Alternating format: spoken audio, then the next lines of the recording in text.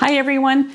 By popular demand, today I am going to be talking about my Ninja air fryer 5-in-1. I'm going to tell you all about it, all pros and cons, compare it to other ones I've had. And we're also going to show you my farmer's market haul from a few days ago.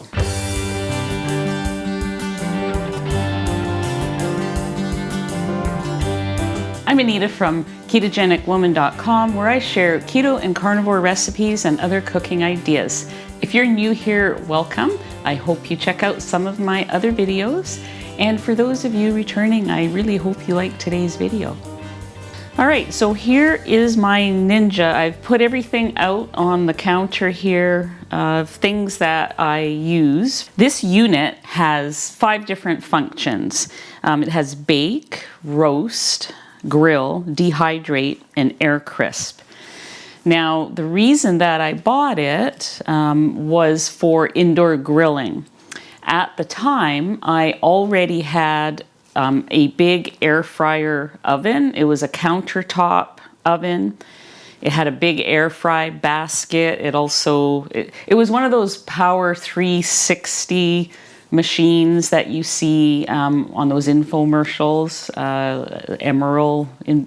I don't know if I pronounced that right, but a lot of you will know what I mean. And that thing was huge, but I used it, and I liked the air fry, how big the air fryer basket was. And so I wasn't looking for an air fryer. I was looking for a grill for indoors, which that did not have.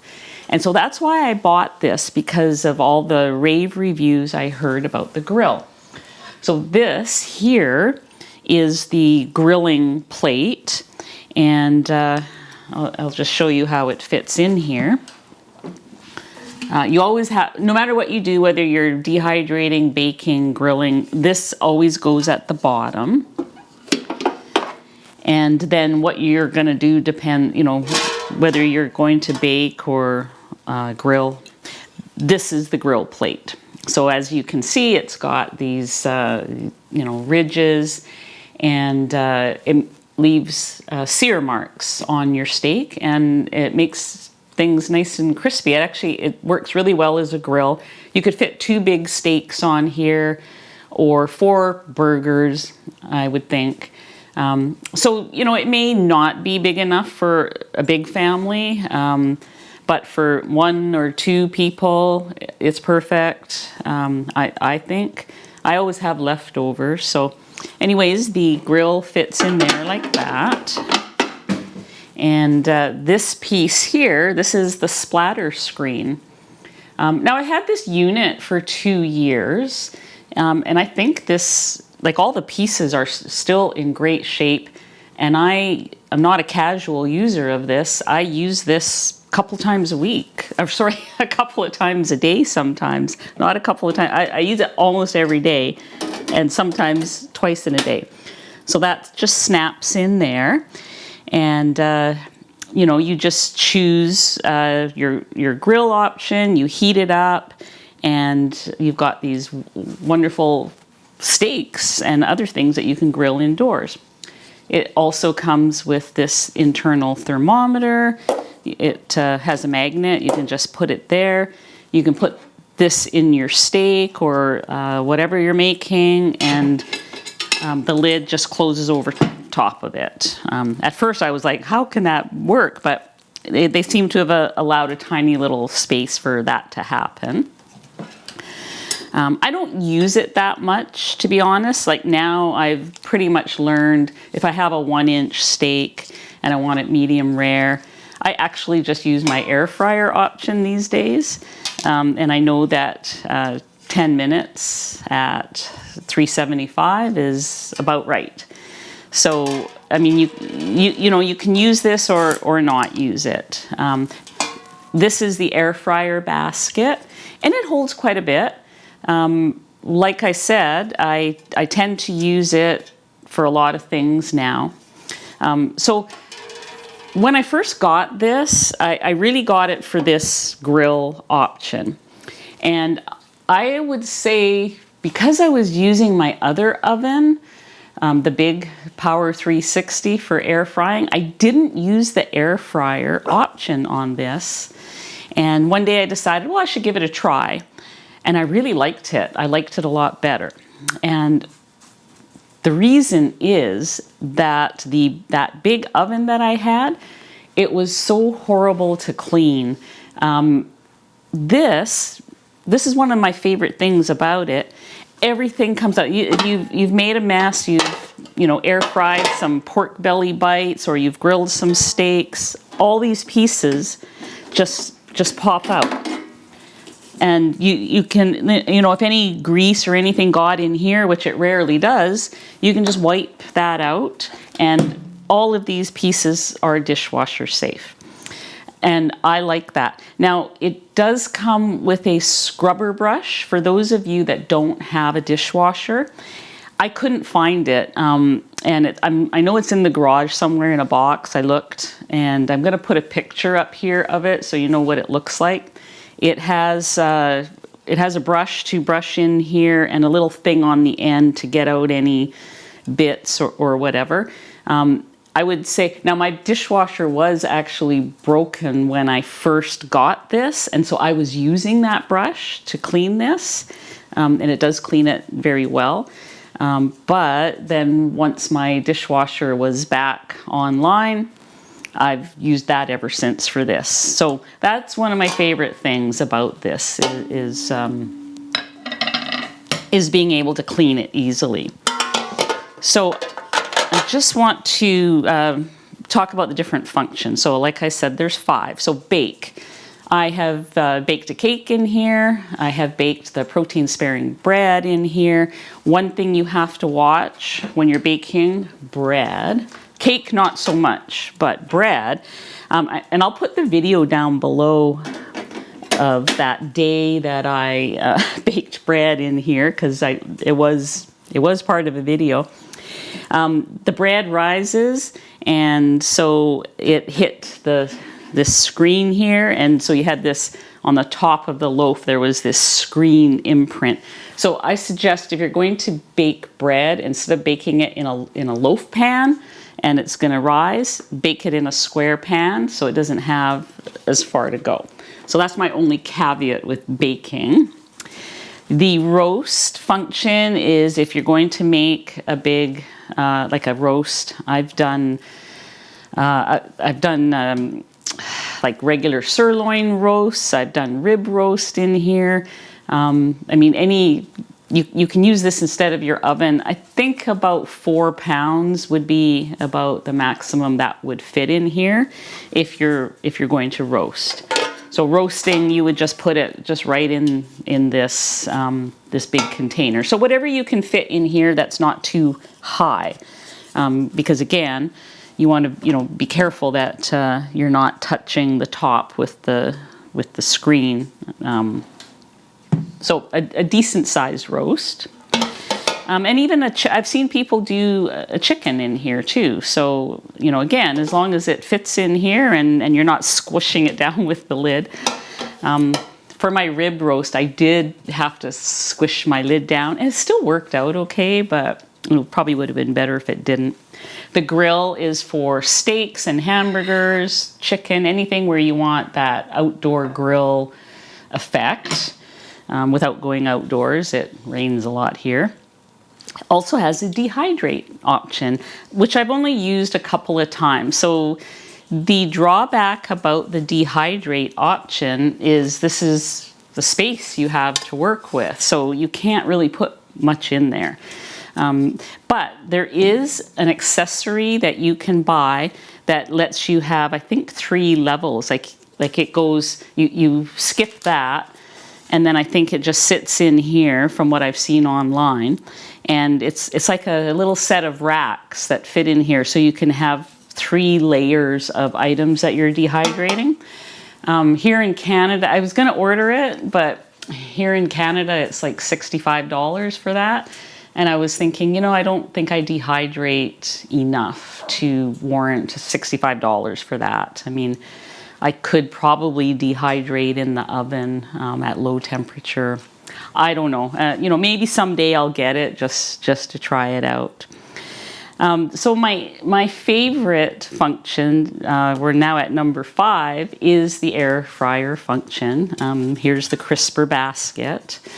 So I love it for wings, pork belly bites, steak bites, anything like that you, like what other people would use it for, that were, the non-keto people would make fries and crispy potatoes. It does all that too if you've got family. But I really like it for things where you want it to be really crispy, and it holds quite a bit. They say you're supposed to like space things out, and I just pile stuff in and I stir it every few minutes, and it seems to have the same effect. I mean, I've put up to 2 pounds of pork belly bites in here. I'm going to link a couple of videos below where I've made pork belly bites and I think some short rib bites. They turn out amazing in this. If I'm going to do something that is really going to make a mess, I did purchase these, and what they are is they're parchment paper that have the little air fryer holes in them, so that you get that air still flowing through, and they fit perfectly in this basket. So the only thing I'm going to tell you about these, like if I'm doing something that has cheese, for example, it makes for less of a mess. Or if you're doing something like maybe you wanted to bake something and you're putting like buns or something on here, it does help to sort of keep it all together. The only thing I would say is don't put this in here during the preheat, because during the preheat you've got all, like if you put it in there and then turn this on, when you open the lid, it'll probably fly out at you. So what I do is I put whatever I'm going to put on here, preheat this, and then I just lower it in like that. So I'll show you.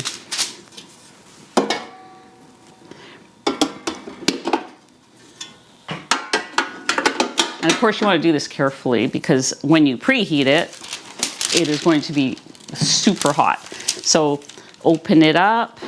You've got your cheeseburgers or cheese dogs or something on here, and then I just lower it in like that. Just literally drop it in, and the weight of the food just makes it go right down, and you cook it, and it does keep the cheesy mess from dripping down and everything. Okay, so, I wanted to mention the dimensions of this. So if you're wondering, well, is it going to fit on my counter or in the closet where I'll keep it when I'm not using it? Okay, so the measurements are 17 this way, 11 inches high, and 13 inches wide, approximately. It's not too big. It weighs about 15 pounds. Stainless steel. I'm assuming this is some kind of heavy-duty plastic out here. Inside, these pieces inside are non-stick, but they're not Teflon. They're made out of that ceramic material. I think ceramic non-stick coating. So it doesn't have those chemicals that are in like Teflon pans or Teflon non-stick. So I wanted to just talk about my other 2 air fryers and compare to this, because this is actually my 3rd air fryer, and I tend to call this an air fryer even though it's not an air fryer and I didn't buy it for that. But because I use the air fryer option more than any other option, I've been calling it my air fryer. So when air fryers first came out, I did buy one of those ones that look like they're shaped like this, and they have a round basket in. So you put the basket in, put whatever you're in there, and air fry away. And that's all it does. The mistake with that one is I didn't know what I was getting, and it was just way too small. It didn't air fry very much. I mean, it did a good job of air frying. that's all it did. So I ended up giving that one to my daughter when I bought the big Emerald 360 Power 360 oven thing. That had, I think, 8 functions. It had Dehydrate, the big air fry tray that I liked.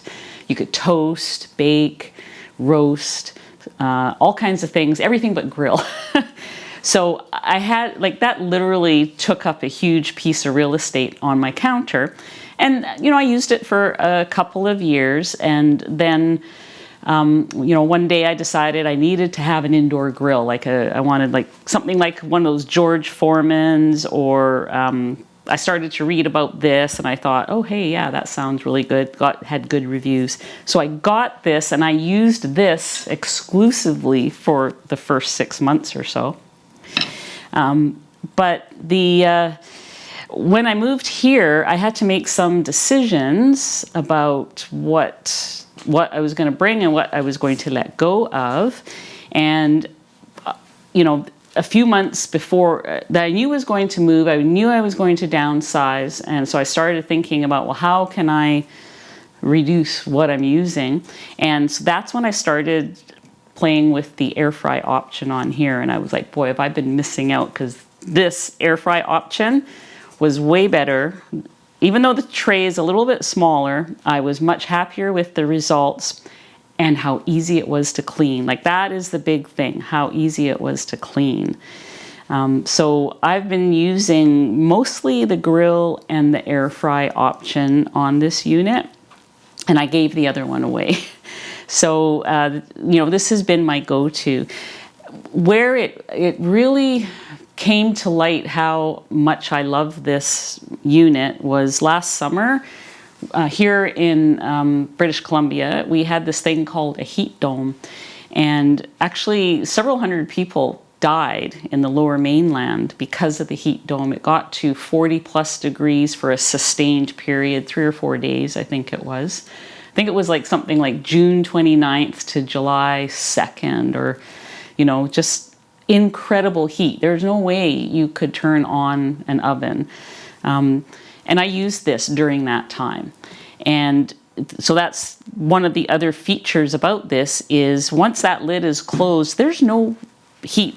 Yes, if you touch this, it feels warm, but there's no heat radiating out into the room, and there's no smoke. Like, everything is self-contained in this unit. And so if you live in an area where you don't have air conditioning, and almost nobody in BC has air conditioning because, you know, we have like cold, wet weather here normally. That was hopefully an anomaly, hopefully something we never see again, but you never know. But if you do live somewhere where you have heat waves, you don't have air conditioning, this might be your answer to baking in the middle of summer. I don't know. But, you know, even on a relatively warm day here, we've had, in May, I think we've had 2 warm days. We've been calling it Mayvember here because it's been unusually cold. Turning on that oven, I can really feel the heat in here. And so, I mean, if it can fit in here, I'm using this instead of that. I think I've used the oven maybe 3 times in I've been here a month or so. Maybe 6 weeks. So that, you know, this is always my go-to. I mean, I've baked things in here, I've roasted. I use probably everything except the dehydrator, I think. I don't use that. So yeah, so that's kind of my little review on the Ninja and why I love it so much. So just to wrap it up, I'm going to put links to videos where I've used it.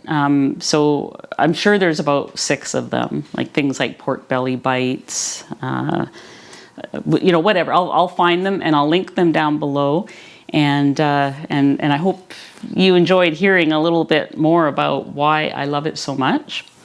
In the next section, I had gone to the farmer's market a few days ago, and I was surprised at how many keto things that they had there, including some meat that I bought from a local farmer, which I'll put their link below as well.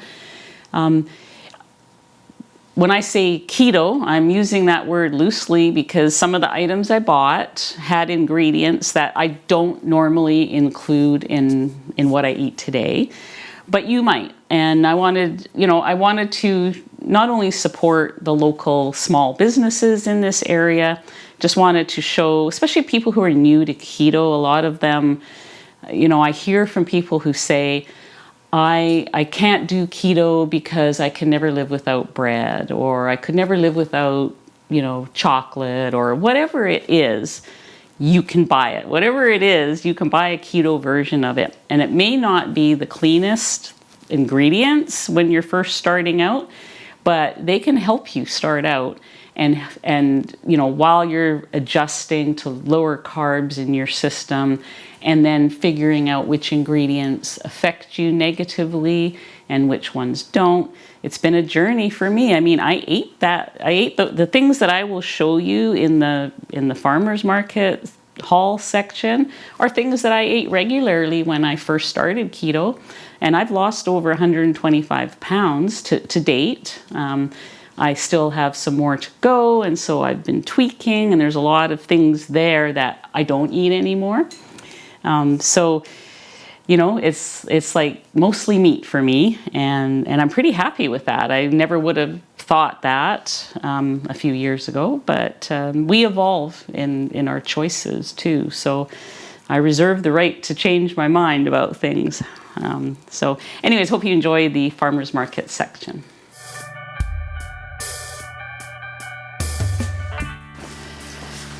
Okay. I just came back from the farmer's market. I'm going to show you what I got, all the goodies. Let's see here. Okay, let's start with some meat. Got some grass-fed ground beef and a bone-in ribeye steak from a local farmer, I guess. And they apparently they have a website, which I will link below, and they are looking for customers, so people can order from them.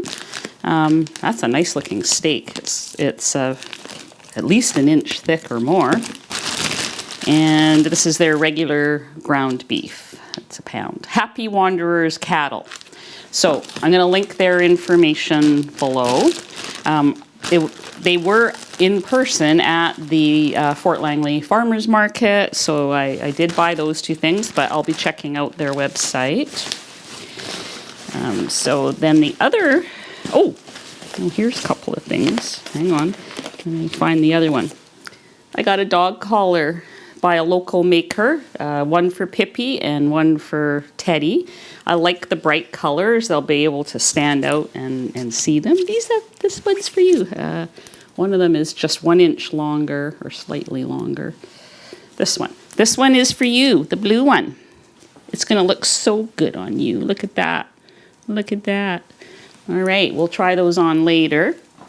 So I have their information too, which I will link below. They said if they didn't fit, I could bring them back and they'll exchange them. Okay, so some keto mixes. Now, I don't usually go for this stuff, but I like to support local people. So this is a local company in Vancouver, BC, and again, I will link them below. I guess it was the German bread that got me. I had to try it. They did have samples there. Very good. This won't be keto for everybody. So I will tell you what's in them. So they're basically a mix where you just add water and you get a nice big loaf of bread. And so they have some things like bran and grits. The sugar in it is from sugar beet. There's oat fiber. So yeah, there's things in here that some of you won't consider keto, but you know who these are for? These are for the people whose doctor has told them to cut the carbs and they don't think they can do keto without bread. You can get products like this and make them. I'll be sharing these with my family members because I think all my sons will like this. And you know, I think these products are for some people. So in an upcoming video, I'll probably make these and sample them because they sure did taste like actual good bread. So for 2 slices, you're looking at, let me see the carbs here, total carbs of 13 for 2 slices. And then for those of you that deduct fiber, there's 8 grams of fiber. And this is 17 carbs and 6 grams of fiber for 2. So I got the keto sandwich bread and the keto multigrain bread. So I'll be trying those upcoming breadymix.ca. I'll link them below. And they also had, now this is not keto, this is sugar-free. So my thought was I'm going to make this for my daughter-in-law who is, I guess she's diabetic or borderline diabetic. I'm not sure, but she definitely has issues there. And so, you know, and like many of us, it's hard to give up sugar and do all those things. So I thought I would make her a batch of brownies using this.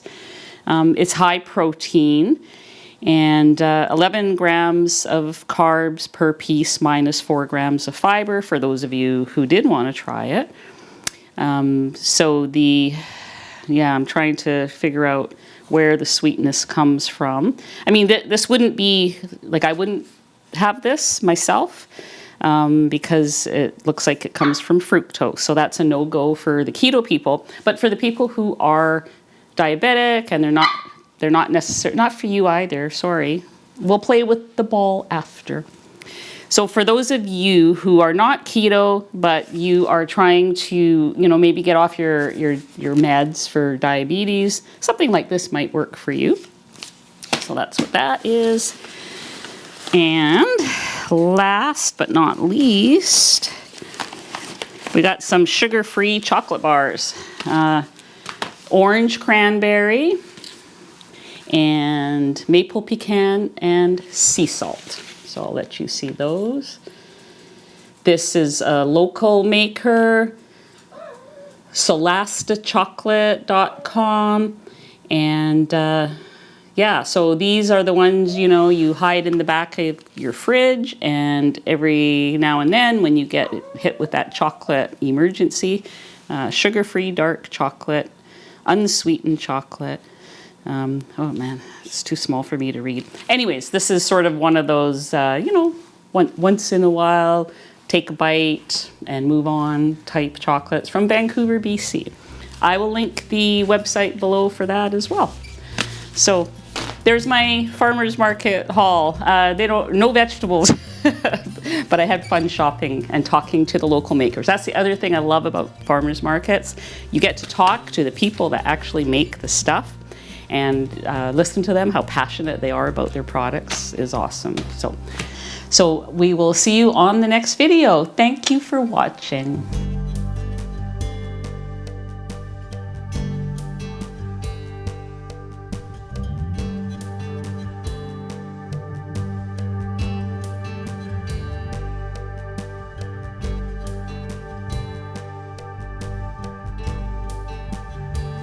Okay, action. Oh, great. 2 first, action second. I gotta stop calling it an air fryer. It's not?